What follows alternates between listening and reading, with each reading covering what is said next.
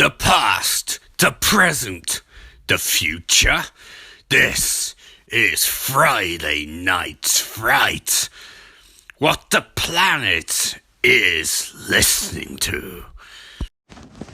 Hello, this is Ian Austin and welcome back to ShudderMania 2019. Again, back on UK Shudder logo, because tonight I'm going to do first the 3 episodes which are going to be devoted not to recapping movies but to exploring Shudder. Just having a look through Shudder, seeing what's on, seeing what's there, seeing what could be there.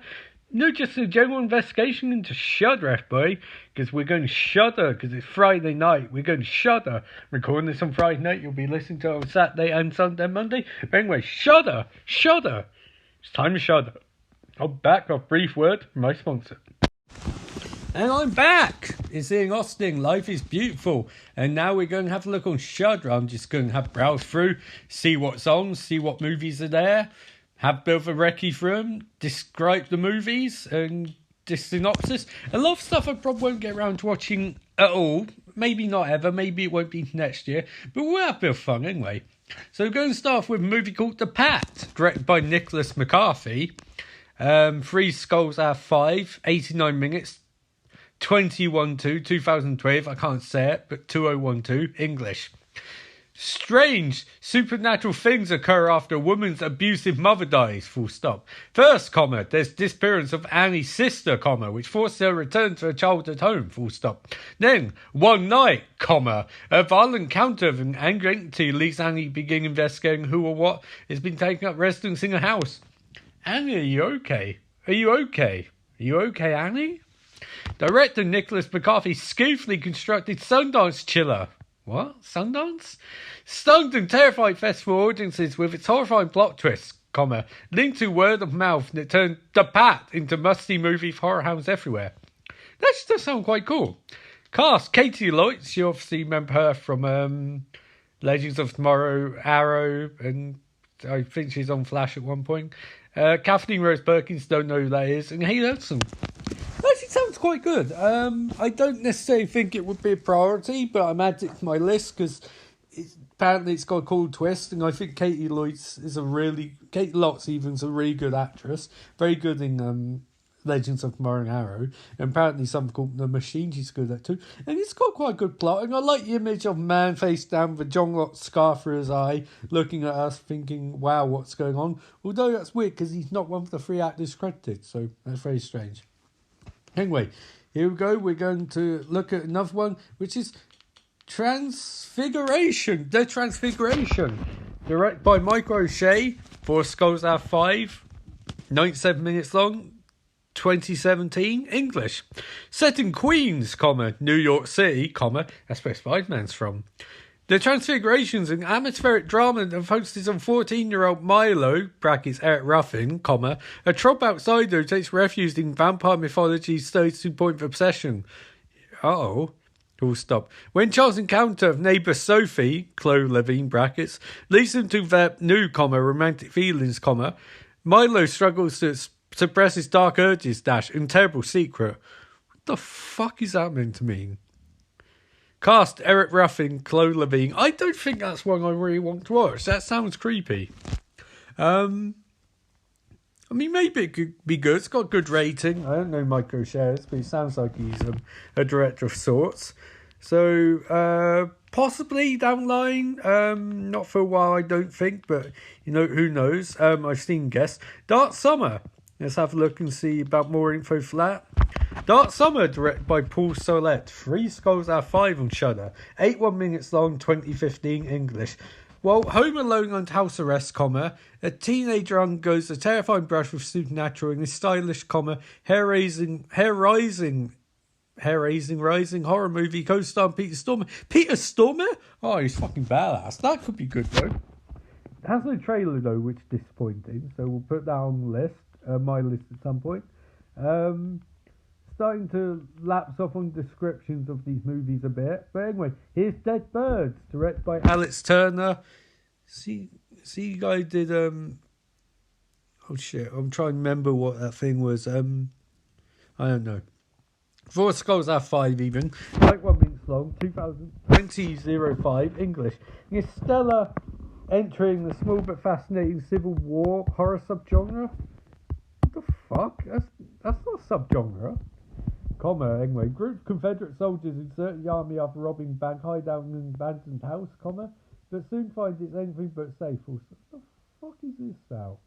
As the night wears on, each group member has visions of the atrocities that occurred in the house, which creates some scary southern spirits. The tense is a bit off there, full stop.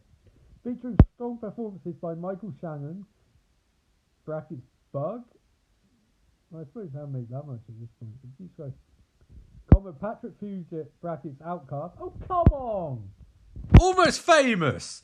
Most horrifying movies all time, and you credit something I've never heard of. And what about a movie where him and his missus will try and commit suicide and stuck in limbo? What about that? No, you gotta go for Robert Kirkman TV show, which came out after he made this.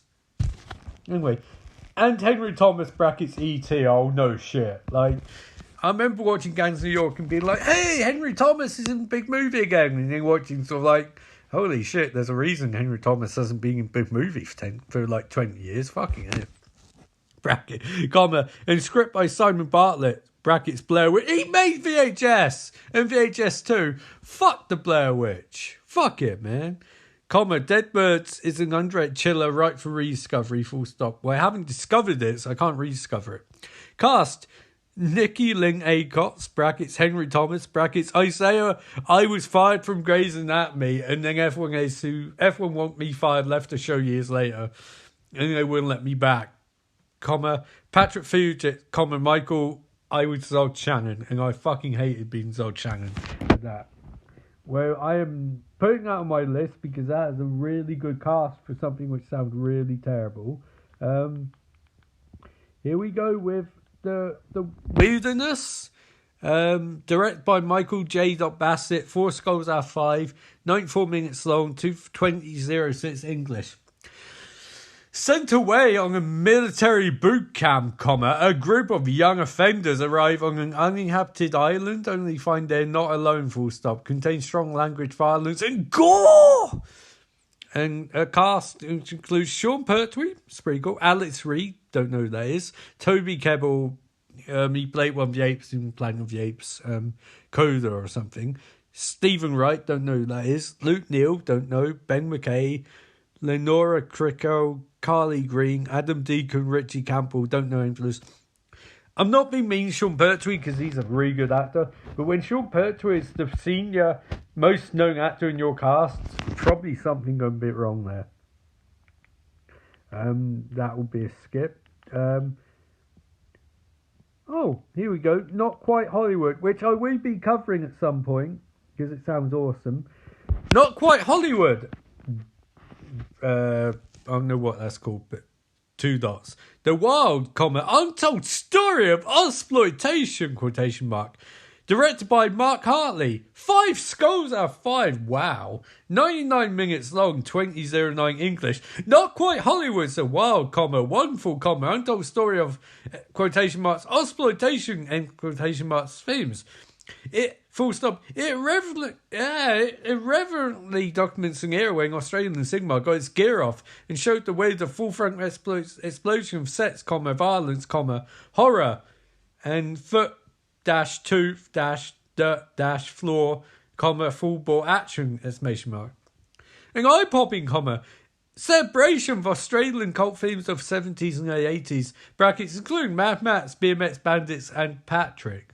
Fuck's Patrick. Brackets, Not Quite Hollywood explodes with adrenaline pumping clips and outrageous anecdotes from such luminaries as Quentin Tarantino, Dennis Hopper, Barry Humphries, and Jamie Lee Curtis. Cast: Quentin Tarantino, Dennis Hopper, and Jamie Lee Curtis. Holy shit. That sounds fucking ridiculous. I will add that to my list. Right, so just going to do a few more minutes and then we'll cut to I'll jump off and then I'll do next part. This can be 3 parts. So, Animorph, directed by Henry S. Miller. 3 skulls out of 5. 107 minutes long. 2007 English. A detective investigates a psychopath who creates eerie artwork out of his victims. Full stop. Willem Dafoe. Holy shit. brackets Antichrist, is Stan Aubrey, comma, an alcoholic detective drawn to web for super dash smart serial killer arranges his keys to reveal secret images when viewed at certain angles dash an artistic technique called anamorphosis. Full stop. When his former partner's murders, Stan himself becomes suspect. Full stop. Henry S. Miller, occupant, brackets, I don't know what that is. Twisted Killer features stellar supporting cast, including Debbie Harry / Mick Foley. Wait, what the fuck? Mick Foley? Brackets, Scott Speedman / Claire Duvall and Peter Stormer. What fucking weird cast. Contains strong language. That's going on the fucking list. And we'll do one more and then we'll call it day from there. Here we go. Oh shit, this sounds pederific. The Reflecting Skin, directed by Philip Ridley. 3 skulls out of 5. 95 minutes, 991 English. Oh shit. Sorry. Seth is a mischievous 8-year-old growing up in harsh realities, 1950s rural Idaho, full stop. But his whole way changes stage decides that widowed neighbour woman, bracket, comma, Dolphin Blue, comma, is a vampire. Full stop. Inspired by his father's stories, comma, Seth begins to believe she is responsible for the terrible events happening around him, full stop. His deception continues to grow when Cameron comes home from Dr. and falls head over heels for his worst enemy. What in the ever-loving fuck is going on with that description? Cast, Cody Lucas Weeby, Viggo Mortensen. What the fuck is he doing in this movie? Jeremy Cooper, Jeff Walker, and Duncan Fraser. Oh, it's not one for Dragon's Den. Oh shit, that sounds really weird. But anyway, that's the end part 1. Part 2, we'll be exploring some of the collections of Shudder. But until that next time, remember, life is beautiful.